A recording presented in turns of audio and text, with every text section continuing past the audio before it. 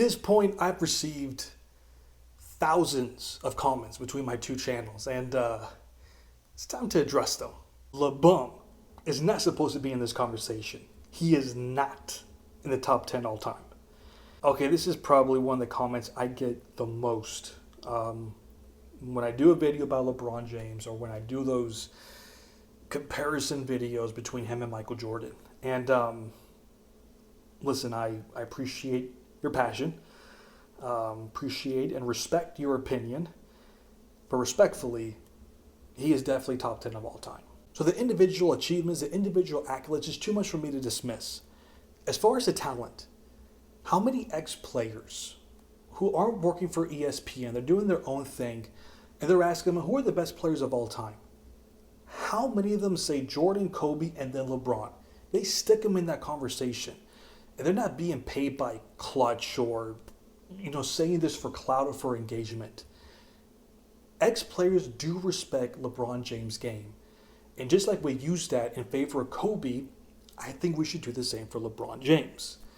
And also, my eyes tell me he's one of the greatest players of all time. I know the last 5 years he has failed miserably for expectations that the media puts in him. Every year they're in title contention, and you already know that it's ridiculous and stupid for him to lead a team to a title at his age. But from 2006 to 2018, that 13-year prime, and then leading a team to a title in 2020, we can talk about the bubble championship in another video, was extremely impressive. It's up there with any other player in their prime. Kobe is so overrated. Played his entire career in mega market LA. That is easy mode.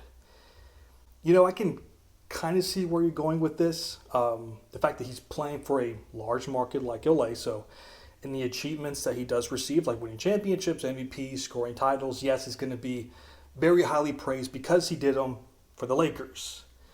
But then you could argue for the opposite. If there are any failures, and the criticism are going to be so loud, especially when you're playing for a team like the Lakers or the Celtics.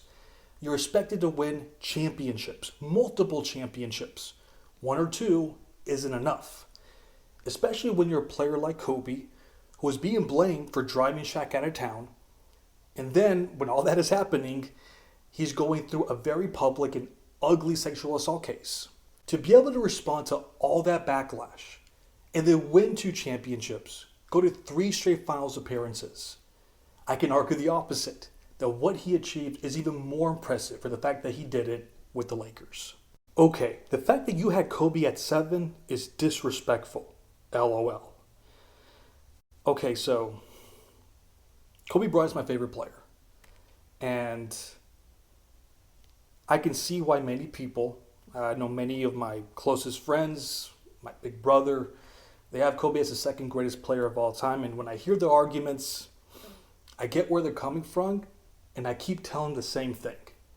We're having 2 completely different discussions. There's a difference between the greatest players of all time and the best players of all time. When we're talking about the greatest, is much less subjective. What are your accolades? What are your achievements? How many regular season MVPs do you have? Finals MVPs, scoring titles, etc. So it's easier to compare players that way. But if we're talking the best players of all time, so we're putting that aside, and we're looking at your skill, and we're looking at the number of ways that you could score. Are you a great distributor? Are you a great on-ball defender? Things of that nature. And I would put Kobe as the second best player of all time behind Michael Jordan. Dikembe is top 25. Argue with the wall. No. The James Harden treatment reminds me of the way Hakeem was treated. Kind of funny, everyone is Hakeem fan now. It's funny people don't remember or refuse to admit when the biased ref wrongfully ejected Drexler versus the Suns in 1995. This is one of the reasons why the Suns got the 3-1 lead in the first place. They had to pull the ref from the series and replace him with how bad his calls were.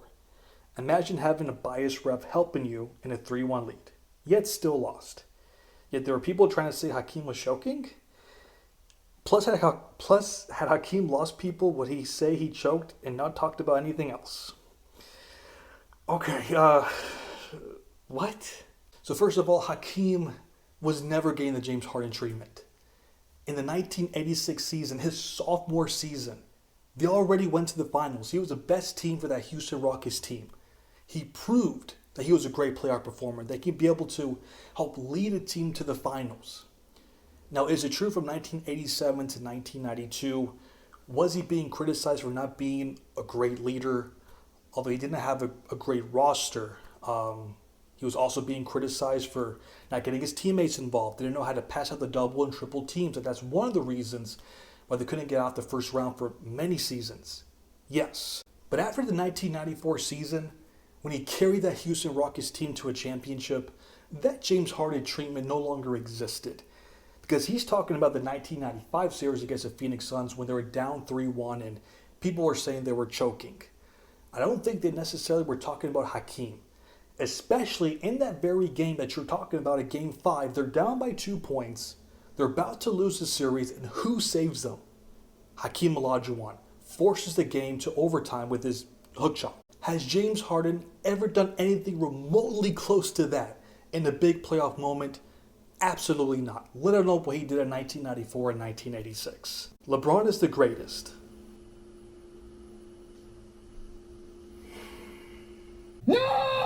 No, but Shaq is one of the largest players of all time. It was just dunkarama and shoving people around. No outside shot, no free throws, just dunkarama. Okay, so first of all, why would you want a 7'1" center, averaging 360, 380 pounds, and tell him, hey, go stand in the corner and shoot threes? Why would you do that? Especially in the 90s and the 2000s where centers weren't shooting three-pointers.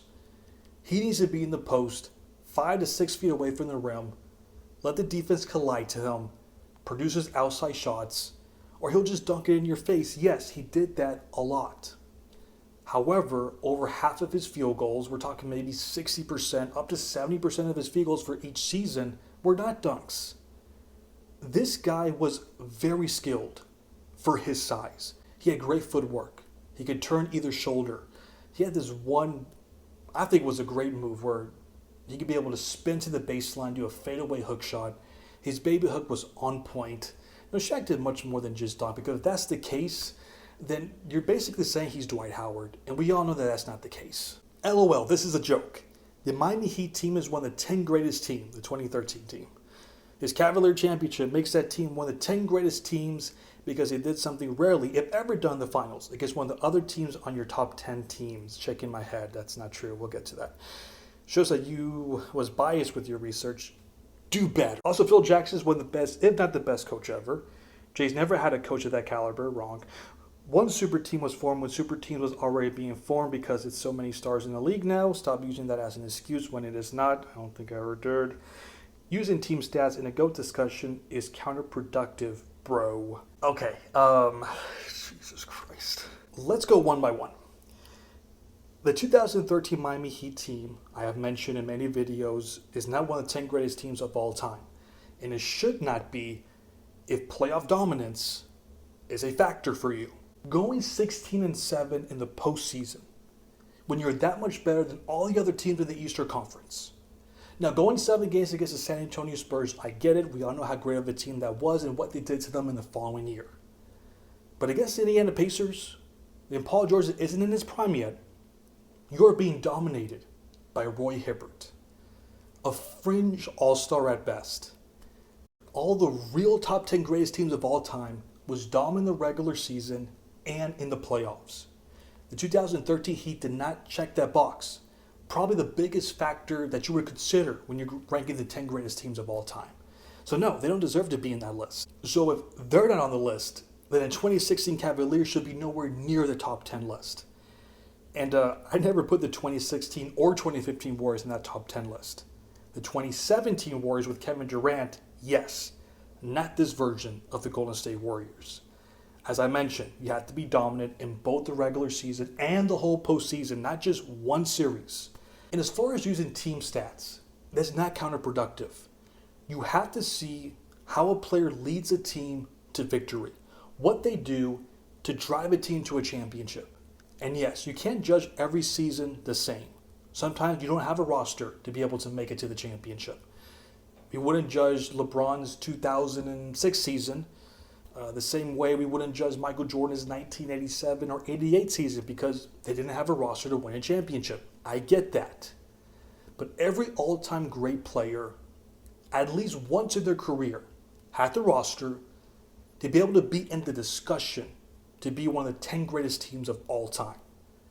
When LeBron James decided to go to South Beach, people were saying, this is going to be one of the greatest teams of all time. He had the talent. Now we're trying to see, how are you going to lead this team to a championship? Then as we start judging your leadership skills, how you get everyone else involved, when you decide to dominate. If you struggle, if you fail, we should take those team stats and count it against you. You should not just consider individual stats and performances. Basketball is a team sport, and we should judge players with how they use your team to get victories. You are only looking at points. There is more to the game. Scottie led every other category. You don't understand the game. Well, I was about to say the same thing to you, sir. So first of all, there were many seasons where Jordan led the team in steals. A few seasons where he led the team in assists. So it wasn't just all Scottie Pippen just doing everything else and Jordan's just scoring. Another thing to keep in mind is that the league back then isn't what it is now. It was not a positionless league. Every position had its own role.